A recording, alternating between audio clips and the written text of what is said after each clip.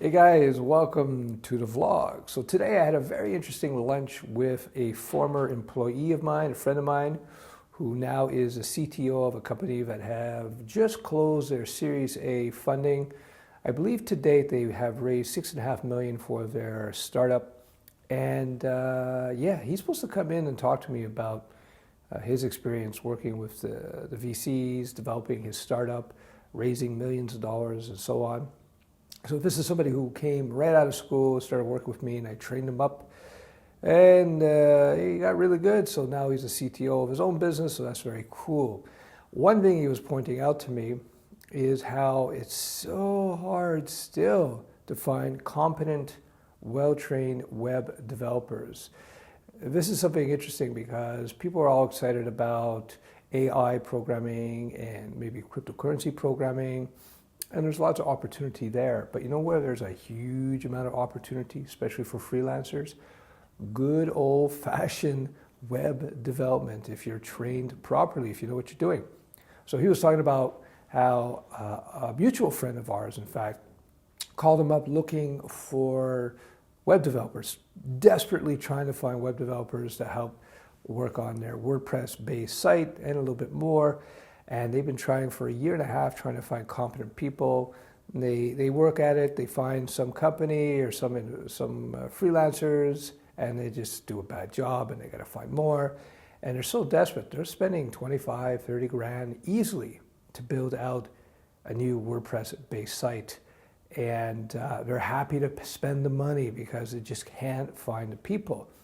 And he was telling me about another friend of his, somebody I knew as well, who had the same experience. They hired a web development firm, spent about $20,000 on a site that they were developing, and it still turned out to be a disaster project for them.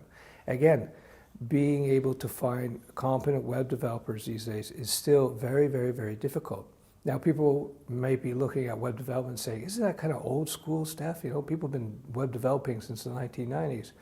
Well, compared to AI, yes, it's old school. Compared to cryptocurrency stuff, it's old school. But here's the thing. In the grand scheme of things, a 20-year-old industry is still very, very, very young. And the fact of the matter is that still to this day, there's a huge demand. There's a huge demand for competent web developers these days. I have a hard time finding good web developers to work for me.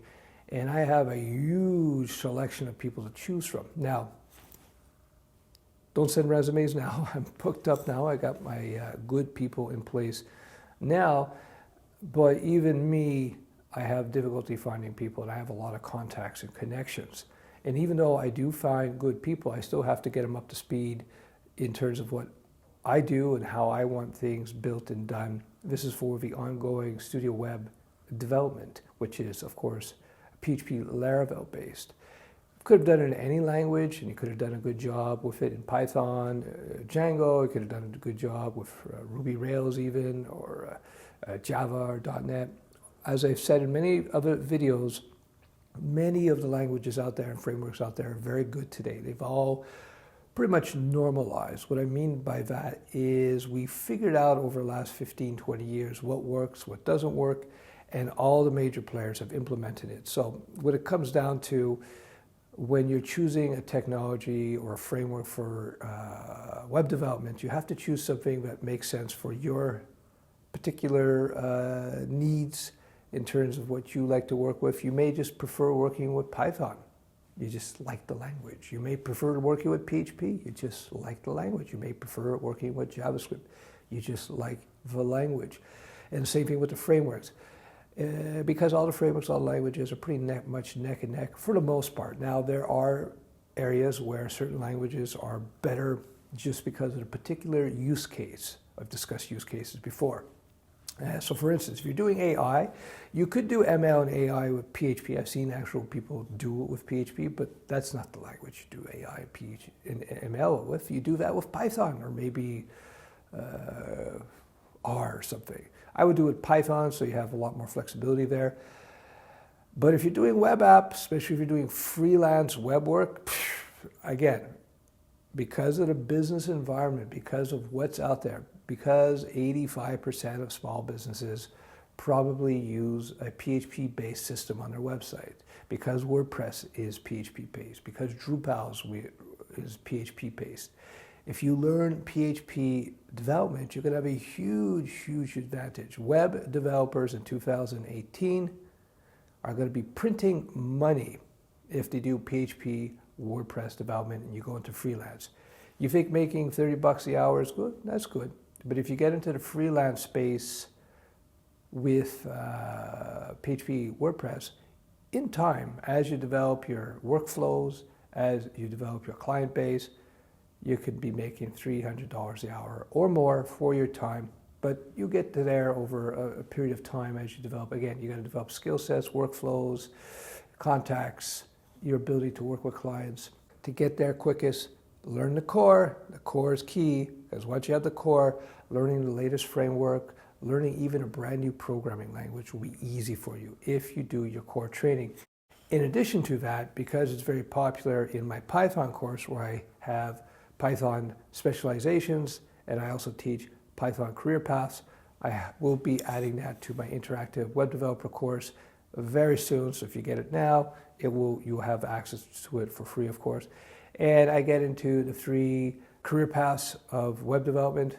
That is the getting a job, becoming a freelancer, developing your own web apps. And the other thing I'm going to get into is the the specializations, the web developer specializations that you can get into. Front-end developer, what are the skills, what are the pros and cons, how does it affect your ability to make money, get a job, business. Full stack web developer, where you're doing the front end, the back end, with emphasis on the back end. And then finally, getting to WordPress development, CMS development. That is kind of a niche in there as well. It's a specialization. I'll help you to understand what the skill sets required for that, what does that all mean in terms of your business, etc. Like you, I'm assuming you're like me, where you want to learn this stuff because you want to make money. At the end of the day, you want to make money. Whether you want to get a very high-paying job where you're respected, where you have a lot of flexibility there, or maybe you want to become a freelancer where you have ultimate flexibility, ultimate earning potential. It's a lot of fun, it's creative. Or maybe you want to build your own web app or your own website. You have an idea for a website or a web app that you think that could address some sort of market niche. Then, learning the core, having those fundamentals is a key to all that. So there you go. I hope you found this vlog useful. Once again, for 2018, if you got the good web developer chops, you can make a lot of money, lots of opportunity.